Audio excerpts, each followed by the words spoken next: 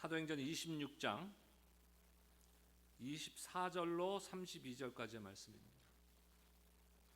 사도행전 26장 24절로 32절까지의 말씀, 저와 여러분들이 한 절씩 교독하도록 하겠습니다. 제가 24절 말씀 읽겠습니다. 바울이 이같이 변명하매 베스도가 크게 소리내어 이르되 바울아, 내가 미쳤도다. 내 많은 학문이 너를 미치게 한다 하니,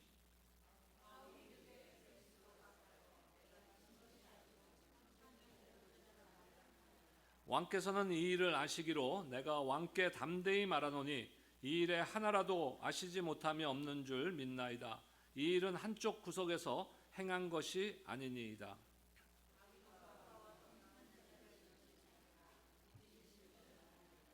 아그리빠가 바울에게 이르되 네가 적은 말로 나를 권하여 그리스도인이 되게 하려 하는도다.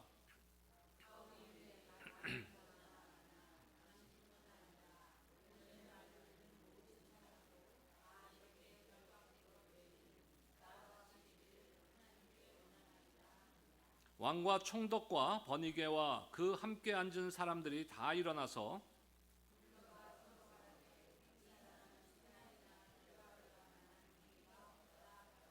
함께요.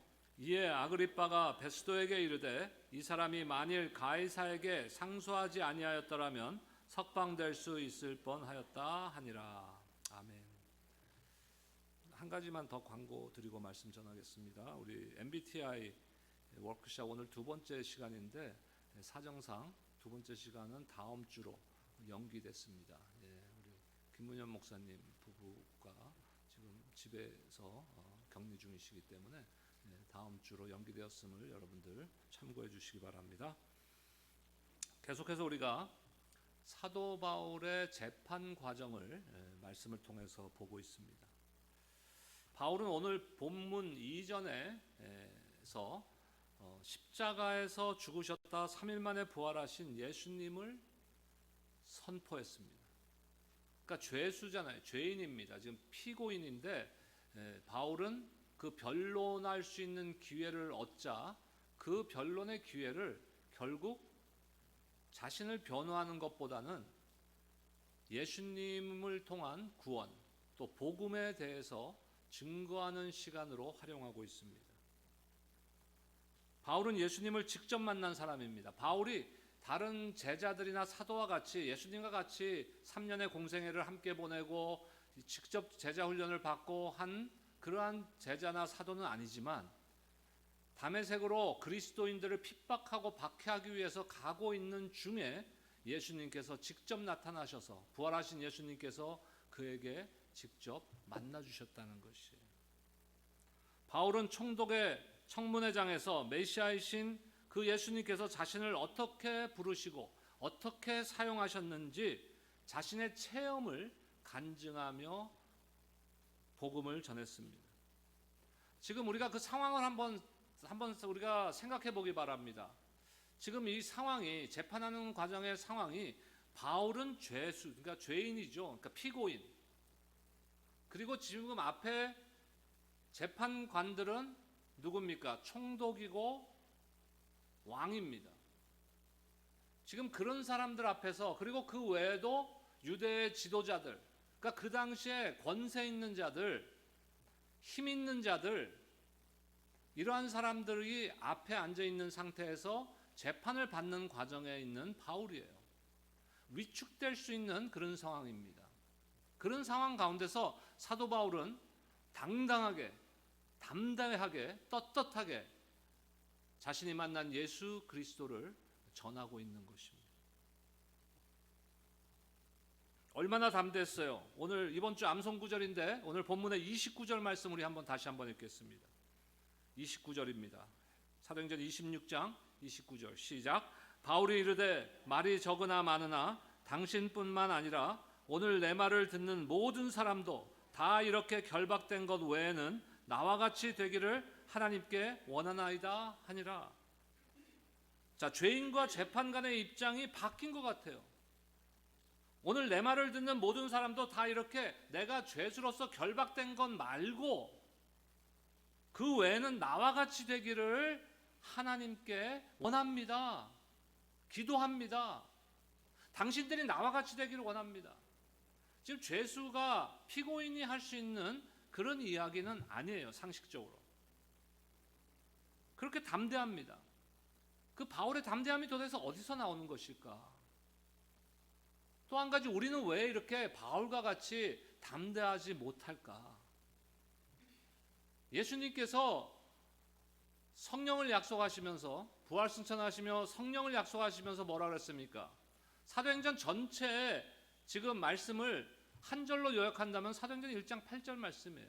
너희가 성령과 권능을 받아 예루살렘으로 시작되어 온 유대와 사마리아와 땅끝까지 내 증인이 되리라. 이것은 그 당시에 사도들에게만 주어진 명령이 아니라 저와 여러분들, 역사적으로 예수 그리스도를 믿고 구원받은 하나님의 자녀들에게 동일하게 주어진 명령이며 우리에게 동일하게 주어진 사명인 것입니다. 그러니까 우리가 삶을 통해서 그리스도의 증인의 삶을 살아야 되는 것이에요. 이건 선교사들만 그렇게 사는 삶이 아니고, 목회자들만 그렇게 사는 삶이 아니고, 교회에서 장로님들만 그렇게 사는 삶이 아닙니다. 저와 여러분들 모두가 삶 가운데 그리스도의 증인의 삶을 살아야 되는 것이에요. 다른 말로 하면 선교적 삶을 살아야 된다는 것입니다. 또 다른 말로 하면은 전도의 삶, 복음을 전하는 삶을 살아야 된다는 것이에요. 지금은 제가 주보에 폐회 찬양이라는 단어를 쓰고 있지만 그전에는 제가 파송 찬양이라는 단어를 썼었습니다. 파송 찬양. 그 말씀 뒤에 축도 전에 우리가 함께 부르는 마지막 찬양을 파송 찬양이라고 했었어요. 왜 그러냐면은 우리는 매 주일마다 예배를 마치고 이제 월요일부터 세상에 나가서 세상 가운데 살아갈 때 하나님께서 우리를 세상으로 파송하는 것이에요. 그리스도의 증인으로서 파송하는 것입니다. 그럼 세상에서 우리는 여기서 오늘 주일날 만나는 저와 여러분들과 같은 믿음의 형제들, 믿음의 우리 교우들만 만나는 게 아니잖아요. 세상에는 많은 사람들 우리가 만나면서 그 속에 섞여서 우리가 살아가게 된다는 것이에요. 오늘 말씀도 보면요, 그 세상의 사람들이 어떤 사람들이 주로 있는가를 보여주고 있습니다. 오늘 등장하는 사람들 중에서 세 사람을 한번 생각해 보기 원합니다. 세 사람, 세 명이요. 첫 번째는 베스도 총독, 두 번째는 아그리빠 왕, 세 번째는 버니게라는 여인이 나옵니다. 오늘은 뭐 이름만 나오지만 어찌됐든 버니게라는 여인이 나와요. 이 세 사람을 왜 제가 여러분들과 좀 살펴보기를 원하느냐면은 세상에서 우리가 살아가면서 이런 부류의 사람들을 우리가 만나게 되고 그 안에서 우리가 살게 되고 그 사람들 가운데서 우리는 그리스도의 증인의 삶을 살고 복음을 전해야 되기 때문에 이런 사람들이 어떤 사람들인지를 우리가 한번 살펴볼 필요가 있습니다. 첫째 누구요? 베스도 총독. 바울이 지금 예수 그리스도의 부활을 이야기하니까 죽은 자 가운데서 사흘째 예수님께서 살아나셨다, 구약의 예언대로 부활하셨다 하는 말을 하니까 베스도가 뭐라 그럽니까? 오늘 본문의 24절 말씀 보겠습니다. 한 목소리를 함께 읽겠습니다. 시작. 바울이 이같이 변명하매 베스도가 크게 소리내어 이르되 바울아 네가 미쳤도다. 내 많은 학문이 너를 미치게 한다 하니. 저 정도면 지금 크게 소리낸 게 아니에요. 베스도는 더 큰 목소리로 미쳤다 너 미쳤구나. 공부 많이 하더니 지식이 많더니 결국 그 지식 때문에 네가 미쳐버렸구나 그러는 거예요. 왜요? 베스도 입장에서 볼 때는 바울을 절대로 이해할 수 없어요. 바울의 배경이 훌륭한, 전에 저희가 그 스펙에 대해서 제가 말씀드렸잖아요. 바울의 스펙은요, 세상적인 스펙은, 과거의 스펙은 엄청난 스펙이에요. 많은 지식을 갖고 있고 좋은 가문에서 태어나서 자랐습니다. 근데 갑자기 예수에 미쳐갖고 그거 다 그만두고 지금 복음 전한다고 난리치다가 지금 죄수로 잡혀졌어요.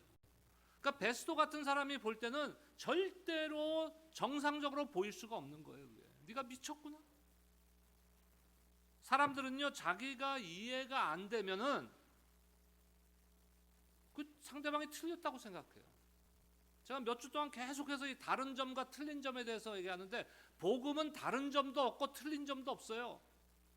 하나님의 말씀은 다른 게 없습니다. 한 가지이고 복음은 틀린 게 없는 거예요. 그런데 세상 사람들이 볼 때는 자기는 상상도 할 수 없는 그것을 보고 그 상대방이 잘못됐다고 생각하는 거예요. 지금 베스도가 그러는 거예요. 지금 도저히 사도 바울을 이해할 수가 없는 거예요. 잘 먹고 잘 살 수 있는데 편안하게, 지금 그 당시에 유대 사회에서 바울 정도면요 기득권자예요. 기득권자. 기득권을 갖고 잘 살 수 있는 사람이었다는 거예요. 근데 네가 미치지 않고는 어떻게 그럴 수가 있냐. 어둠의 노예로 살아가면요 빛의 세계를 볼 수가 없는 거예요. 빛의 세계를 볼 수가. 그럼 베스도 총독이 어떻게 빛의 세계에서 빛이신 예수 그리스도를 볼 수 있습니까? 빛의 세계인 복음과 빛이신 예수 그리스도를 증거하는 바울을 이해할 수가 없는 거예요.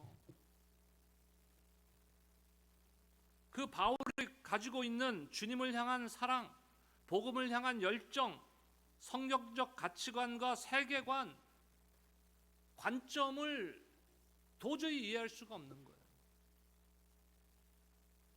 그런데 이해가 안 되니까 뭐라 그래요? 그러면 이해가 안 되면 좀 알아야 되겠다. 저 사람이 왜 그러는지 이렇게 나가야지 되는데, 그게 아니라 너 미쳤구나 이래버리는 거예요. 세상은요, 우리가 내일부터 세상 가운데 살아가는 동안에 세상 사람들은요 대부분이 하나님을 부정하고 예수 그리스도를 부정하고 예수님의 부활을 부정하고 구원을 부정하고 영생을 부정하고 천국을 부정합니다. 그런 가운데 우리가 살아가는 거예요. 우리 주변에는 다 베스도와 같은 사람이 둘러싸여 있는 거예요. 우리 보고 미쳤다 그럴 수도 있어요. 이것이 세상이에요. 하나님 없는 세상이에요. 육신의 삶의 끝인 죽음과 허무만 있는 세상이에요. 두 번째는 아그리빠 왕이에요. 바울은 뭐라 그럽니까? 오늘 말씀을 보니까 아그리빠 왕이 예수 그리스도에 관한 일들을 상당히 알고 있을 줄 믿습니다. 당신이 지금 선지자들을 믿는다고 저는 압니다. 지금 바울은 아그리빠 왕에게 그렇게 접근을 해요. 바울이 이렇게 말할 수 있었던 이유가 뭡니까? 아그리빠 왕이 헤롯 가문이잖아요. 헤롯 가문. 근데 헤롯 가문은 엄밀히 따지면 사실 순수 유대인이 아니에요. 유대인인 척하는 가문이죠. 근데 그 주변에는요, 그 헤롯 왕가의 주변에는 주로 누가 있었냐면은 유대의 종교 지도자들이 있었어요. 서기관들, 바리새인들, 제사장들. 그러다 보니까 그 유대 종교에 대해서 많은 것을 알고 있고, 심지어는 구약 성경에 대해서도 잘 알고 있어요. 그것이 헤롯 왕가의 그 배경이에요. 그러니까 예수에 대해서도 알고 있어요. 하나님의 말씀에 대해서도 알고 있어요. 이게 위험한 거예요. 이게 세상 사람들 중에 성경에 대해서 잘 알고 있는 사람들이 있어요. 심지어는 누가 나와서 뭐 유튜브나 방송에 나와서 무슨 요한복음 강해를 하는데 그 사람 예수 안 믿는 사람이야. 근데 요한복음 강해란데. 그러니까 요한복음 성경에 대해서는 지식적으로는 알고 있어요. 근데 예수를 믿진 않아. 이런 사람들이 실제로 우리가 전도하기 진짜 힘든 사람들이에요. 이 아그리빠 왕 같은 사람. 또 듣는 척, 우리가 말씀을 전하면 들어주는 척 합니다. 왜? 아는 게 많으니까.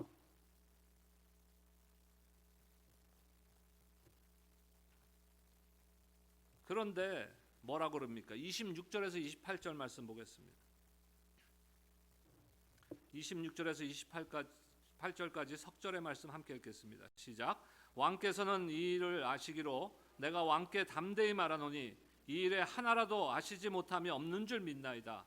이 일은 한쪽 구석에서 행한 것이 아니니이다. 아그리빠 왕이여 선지자를 믿으시나이까? 믿으시는 줄 아나이다. 아그리빠가 바울에게 이르되 네가 적은 말로 나를 권하여 그리스도인이 되게 하려 하는도다. 지금 바울이 당신 다 알지 않습니까? 선지자도 믿지 않습니까? 그 예수님이 선지자가 예언한 바로 그분입니다 라고 얘기를 하니까 네가 적은 말이란 거는 다르게 번역하면 짧은 시간에 지금 잠깐 변론하는 짧은 시간에 나를 권해서 나에게 전도하는구나. 네가 그만둬. 다 아는 거야. 우리 이런 사람들 만나게 돼요. 나도 주변에 예수 믿는 사람들 많아서 다 알아요.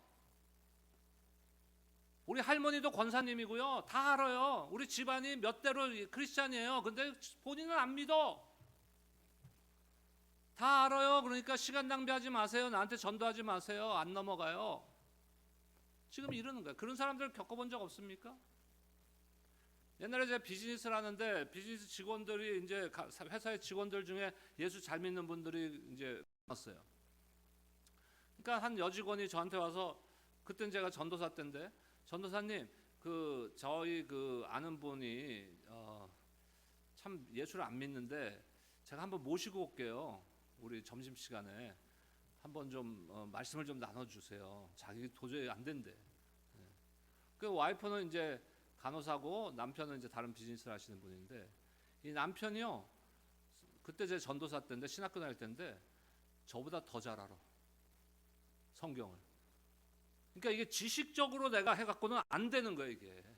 근데 문제는 뭐예요? 아는 건 많은데 안 믿어. 거기도 할머니, 할아버지 다 장로, 권사고, 근데 안 믿는 거예요. 우리의 말 몇 마디에 넘어가지 않는다는 거예요.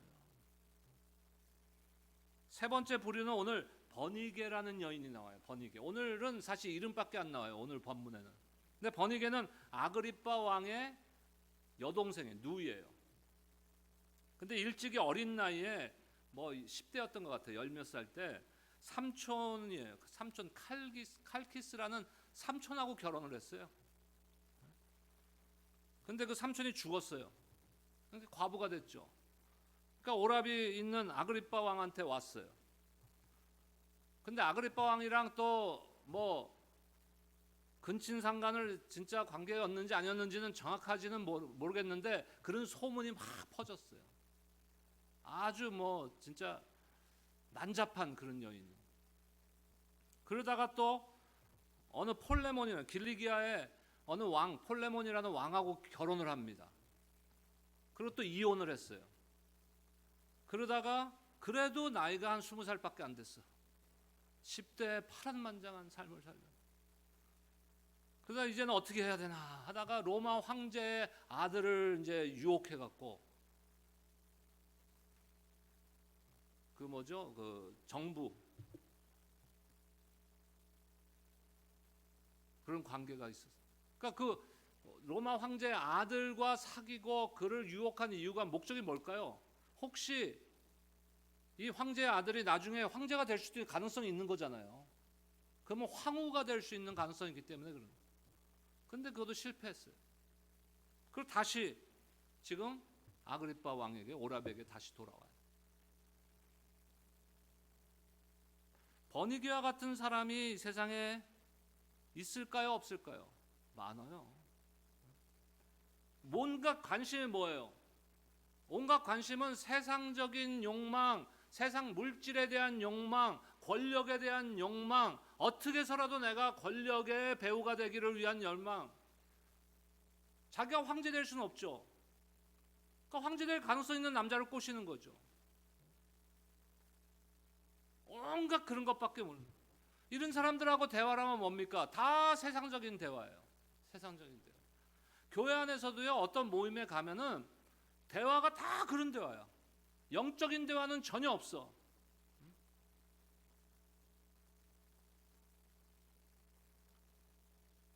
어느 부잣집에 갔더니요, 가구가, 이거는 우리가 상상할 수 있는 가격의 가구들이 아니에요. 우리는 보통 글쎄 소파 그냥 미국 브랜드 중에서 좀 좋은 소파 얼마쯤 할까요? 누가 1,000불이라고 그랬어요? 1,000불 나는 소리 하시네. 천불 갖고는 아무것도 뭐 그렇다고 생각하시고 만 단위가 넘어가요. 보통 그냥 중상 정도의 가구가. 근데 어느 집에 갔더니 그 정도 가구가 아니야. 이거는 뭐 엄청난 가구들이에요. 뭐 보니까 집값보다 안에 들어가 있는 가격이 뭐 더 많을 수도 있겠다는 생각이 들어요. 그러니까는 이제 주눅이 들어요. 그러면 가서 막 얘기가 이거는 어디서 사셨어요? 이런 거는 어떻게? 나는 언제 이런 걸 좀 가질 수 있을까?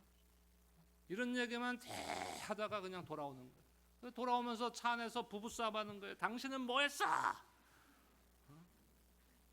제 얘기예요, 제 얘기. 세상에서 우리 그런 사람들 많이 만나는 거예요. 근데 우리가 거기서 사도 바울이 지금 그러한 번이게 앞에서 기죽지 않잖아요. 기죽지 않는 거예요. 근데 우리는 자꾸 기죽어. 아니 저분은 저렇게 저런 디자이너 브랜드를, 나는 세일해 사는데. 우리가 베스도, 아그리빠, 버니게와 같은 사람들을 매일 만나면서 그들 앞에서 사도 바울과 같은 삶을, 담대함을, 복음을 전하는 삶을 어떻게 하면 살 수 있을까요? 세 가지만 간단하게 설명드리겠습니다. 첫째로 우리에게 무엇이 있어야 하냐면요, 구원의 감격이 있어야 돼요. 구원의 감격. 구원의 감격이 있으려면 뭐가 있어야 됩니까? 우리 찬송가 있잖아요. 나 같은 죄인 살리신 그 은혜 놀라워. 사도 바울은 그 구원의 감격이 있는 것이에요. 다른 사람들이 다 구원받아도 자신은 구원받을 수 없는, 자격 없는 사람이라고 사도 바울은 고백하고 있지 않습니까? 죄인 중에 죄인이요 죄인 중에 괴수다. 나 같은 사람을 어떻게 주님께서 만나주시고 구원하시고 사도로 세워주셨는가? 눈물을 흘리며 그 구원의 감격이 사도 바울에게 있는 이유가 뭐예요? 자신은 구원받을 자격이 없는 사람이라는 것에 대한 확실함을 갖고 있기 때문에. 우리 안에 나는 뭐 죄 짓지도 않았고 남들보단 좀 나아, 이런 마음을 가지면요 절대로 구원의 감격이 없어요. 사도 바울과 같이 나는 괴수 중에 괴수다, 죄인 중에 괴수다, 다른 사람들 다 구원받아도 나는 구원받을 자격이 없는 사람이다, 그러한 고백이 있을 때 구원의 감격이 있는 것이. 우리에게 이런 구원의 감격이 있습니까? 찬송은 부르는데 과연 우리 삶 가운데 감격이 있느냐 이거예요. 매일매일의 삶에 그 구원의 감격이 있냐 이거예요. 우리가 하나님의 은혜에 대한 구원의 감격으로 무장할 때, 그것이 회복될 때 우리는 세상에서 그 어떤 사람을 만나도 사도 바울과 같이 담대할 수 있는 것이에요. 우리가 사도 바울과 같이 되진 못해요, 절대로 여러분. 내가 어떻게 사도 바울 같이 됩니까? 하지만 그 정신만은, 사도 바울이 갖고 있는 그 정신만은 우리가 따라갈 수 있는 거잖아요. 두 번째로 우리가 가져야 되고 우리가 지금 회복돼야 되는 것이 무엇이냐면요, 우리는 자존심은 강한데 자존감이 없어요. 네가 감히 나를, 이건 자존심이에요. 교회에서 나를 이렇게 무시해? 이건 자존심, 쓸데없는 자존심이에요. 이거는 버려야 되는 거고, 무엇이 있어야 돼요? 자존감이 있어야 돼요. 우리 아이들을 키울 때도요, 자꾸 못한다 그러고 뭐 형제들끼리 비교하고 너는 왜 형처럼 못해? 저는 너무 똑똑하고 잘난 누나들 셋을, 위에 누나 셋이었어요. 근데 누나들이 이게 그냥 대충 하다가 그냥 뭐 적당히 공부나 좀 하다가 그냥 시집가고 이런 누나들이면 괜찮은데 왜 이렇게 똑똑한 누나들이야 다. 그러니까 나같이 이제 이게 기가 센 동생이니까 살아남았지, 웬만한 사람은 살아남지 못해요. 그 저는 어렸을 때는 다 그냥 뭐 대충 하면 다 서울대 가고 다 그냥 뭐 다 박사 되고 다 그렇게 하는 줄 알았어. 근데 내가 딱 대학 들어갈 때 보니까 그게 아닌 거야.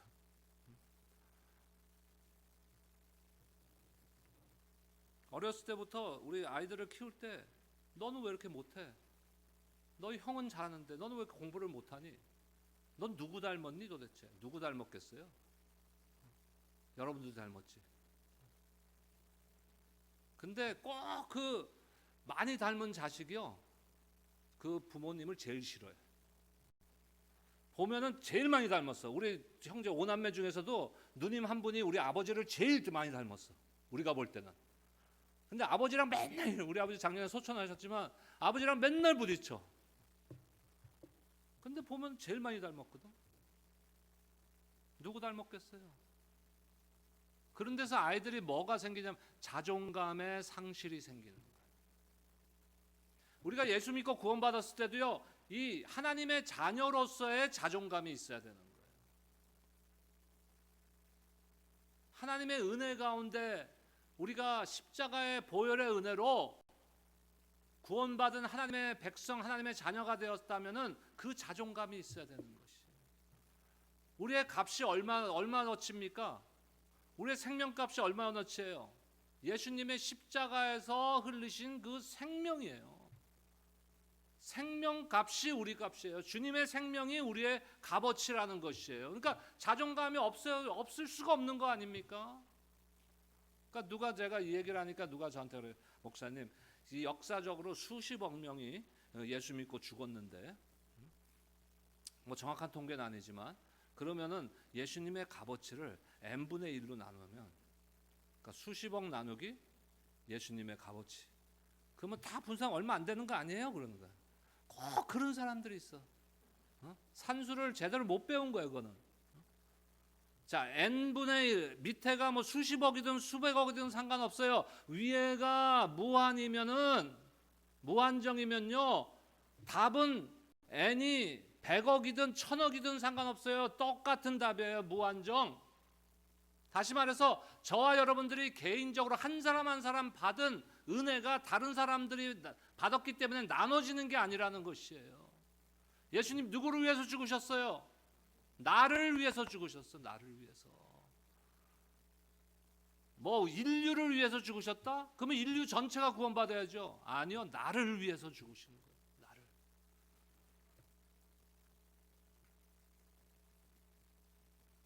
그 값어치, 무한한 가치의 값어치, 우리는 그런 존재라는, 그러니까 자존감이 회복돼야 돼요. 자존감이.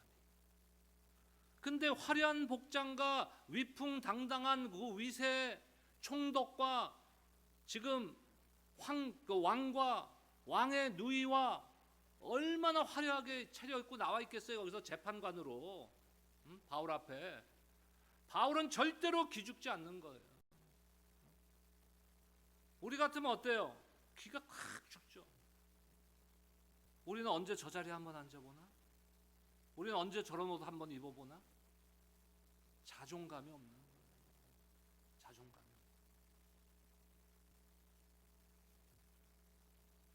하나님, 저도 이제 저 사람들처럼 저런 것 좀 누리며 살게 해주세요.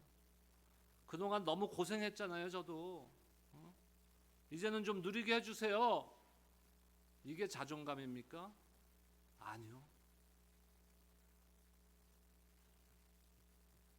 실제로는 초라한 모습의 바울이 이 땅을 다스리며 떵떵거리며 살고 있는 권력자라고 해서 뭐라 그러는, 내가 이렇게 잡혀 있는 것, 죄수로 잡혀 있는 것 외에는 여러분 모두가 나와 같이 되기를 원합니다. 얼마나 당당해요. 이게 자존감인 거예요. 지금 바울에게는 세상의 명예, 금, 은, 돈 같은 건 없었어도 온 우주 만물의 주인이신 예수 그리스도께서 그와 함께 계셨어요. 우리 주님이 지금 이 시간에 저와 여러분들과 함께 하십니다.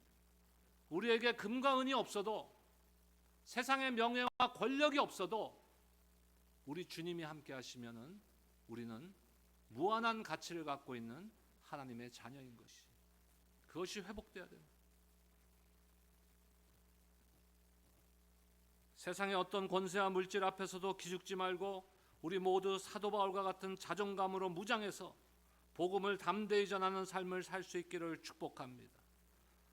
마지막 세 번째로 우리가 가져야 할 것은요, 그 사람들, 지금 뭐 총독, 왕의 여동생, 뭐 쟁쟁한 사람들 아닙니까? 그 당시에 그 사람들을 사도 바울은 불쌍한 마음으로 보고 있어요. 우리가 세상에서 아직 믿지 않고 있는 영혼들, 그들의 위치가 뭐든, 그들이 얼만큼 소유하고 있던 어떤 권력과 권세를 갖고 있든 상관없어요. 예수 믿지 않으면은요, 그 영혼이 불쌍한 거예요. 왜 불쌍합니까? 히브리서 9장 27절 말씀 볼까요? 한 번 죽는 것은 사람에게 정해진 것이요 그 후에는 심판이 있으리니. 모두 다 우리 다 죽어요. 하지만 그 후에 우리가 심판대 앞에 선다는 거예요. 주님 앞에 설 때 나눠지는 거예요. 그들은 그걸 몰라요. 그걸 모르고 지금도 그저 세상의 만족을 위해서 살아가면서 지옥불을 향해서 달려가고 있다는 것이. 그렇기 때문에 그 영혼이 불쌍한 거예요. 사도 바울은 그 마음이 있는 거예요. 지금 뭐 재판 받는데 총독 앞에서, 왕 앞에서 그냥 좀 이렇게 잘 변호해서 풀려날 수도 있잖아요. 오늘 31절 32절 보세요. 죄를 찾지 못했겠다는 거예요. 만약에 가이사에게 상소하지, 가이사 황제에게 가서 재판받겠다고 상소하지 않았다면은 석방되었을 것이다. 지금 이들이 그렇게 얘기하잖아요. 그런데 그것을 포기한 거예요. 포기하고 예수님을 전한 거예요. 왜? 그들을 불쌍히 여기기 때문에. 우리가 영혼들을 바라볼 때 이런 긍휼의 마음으로 무장하고 바라봐야 돼요. 에스겔 18장 23절 보겠습니다. 주 여호와의 말씀이니라 내가 어찌 악인이 죽는 것을 조금인들 기뻐하랴. 그가 돌이켜 그 길에서 떠나 사는 것을 어찌 기뻐하지 아니하겠느냐. 하나님께서 악인이라도 심판받는 것을 기뻐하지 않는다고 하세요. 그 영혼들이 주님 앞에 돌아와 구원받는 일을 기뻐하십니다. 우리가 마지막 날에, 우리 금요일날 지금 데살로니가서 제가 말씀을 전하는데 그 종말에 대한 말씀이에요. 재림에 대한 말씀이에요. 그 마지막 날에 분명히 일어날 일이기 때문에 여러분, 내일부터 세상에서 만나는 사람들, 예수를 아직 믿지 않는 사람들, 그 영혼들을 불쌍한 눈으로 봐야 되는 거예요. 우리가 세상에 나가면은 베스도와 같은 사람, 아그리빠와 같은 사람, 버니게와 같은 사람들과 섞여 살아갑니다. 오늘 우리는 예배를 마치고 그런 세상 가운데로 파송되는 것이, 구원의 감격을 가지고 하나님의 복된 자녀로서의 자존감을 가지고 그들을 향한 긍휼의 마음을 품고 세상에서 소금과 빛의 역할을 감당하시기를 주의 이름으로 축원합니다. 그러면서 담대하게 선포하세요. 여러분들도 제발 나와 같이 되기를 원합니다. 나와 같이 예수 믿고 구원받는 자가 되기를 원합니다. 그러기 위해서 무엇보다도 우리 말도 필요하지만 우리의 삶의 모습이 뒷받침이 돼야 돼요. 삶의 모습이 정직한 삶, 신앙인으로서의 삶, 예배자로서의 합당한 삶. 요즘 한국에서 가장 무시무시한 나이가 몇 살인지 아세요? 네? 중2. 우리 때는, 중학교 때는 진짜 아무것도 모르고 그냥 하라는 대로만 했던 것 같은데 요새는 중학생들이 제일 무섭대. 옛날에는 뭐 한국 가면은 뭐 고등학생들이 모여서 저기서 담배 피고 있으면 뭐 야 니네들 학생들이 담배 피는데 이러다가 맞는 사람들도 있었어. 근데 요새는 그 고등학생이 아니라 중학생, 심지어는 초등학생까지. 사춘기가 점점 연령이 낮아지는 거예요. 사춘기 때 우리도 아이들 키워봤지만 사춘기 때 그 부모와의 관계가 어떻습니까? 안 좋죠. 뭐 대화도 잘 안 하고 말도 안 듣고. 학교에서도 마찬가지. 선생님들하고 애들이 그러니까 부모도 싫어하고 저기 선생님도 싫어해요. 그리고 자기 친구들만 좋아해. 자기랑 비슷하니까 지금. 근데 그 아이들에게 이렇게 질문을 했대요. 도대체 너희들은 왜 엄마가 싫으니? 왜 엄마가 싫어서 그렇게 반항하니? 왜 학교에서 선생님이 그렇게 싫으니? 그랬더니 여러 가지 답이 나왔지만 제일 많이 나온 답 두 가지가 있는데요. 첫 번째 뭐냐면요, 우리 엄마가 분명히 나한테 옳은 소리를 하는데 기분 나쁘게 한대. 옳은 소리를 하는데 기분이 나쁘다는 거예요.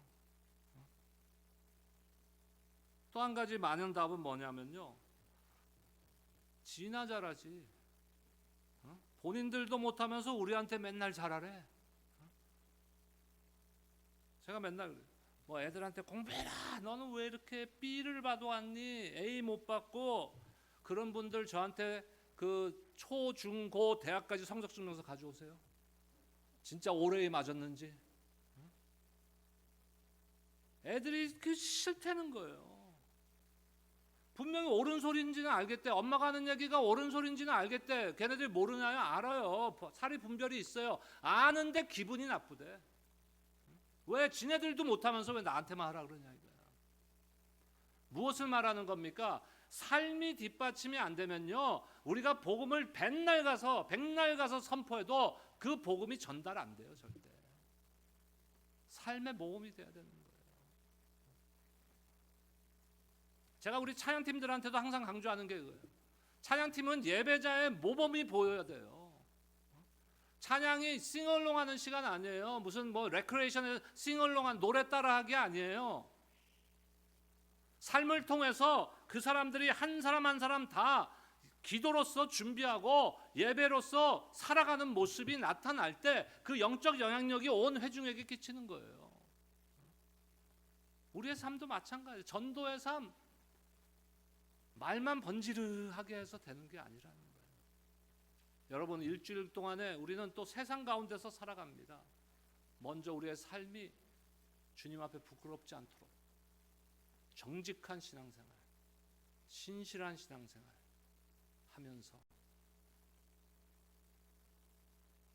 우리의 자존감이 회복되고 구원의 감격을 가지고 그들을 불쌍히 여기는 마음으로 증인의 삶을 사시기를 주의 이름으로 축원합니다.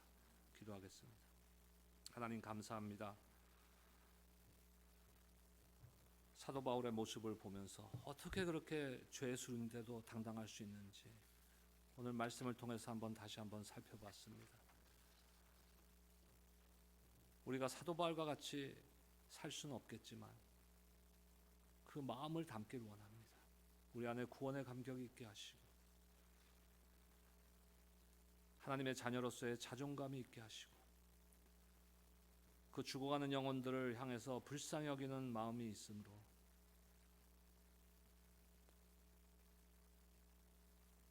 증인의 삶을 살아갈 수 있도록 축복하여 주시옵소서. 우리가 이 땅을 살아가면서 때로는 어려움이 있고 힘든 일도 있지만 그럼에도 불구하고 우리를 연단해서 정금과 같이 나오게 하시는 주님 앞에 날마다 나아가는 우리 모두가 될 수 있도록 축복하여 주시옵소서. 예수님의 이름으로 감사하며 기도드립니다.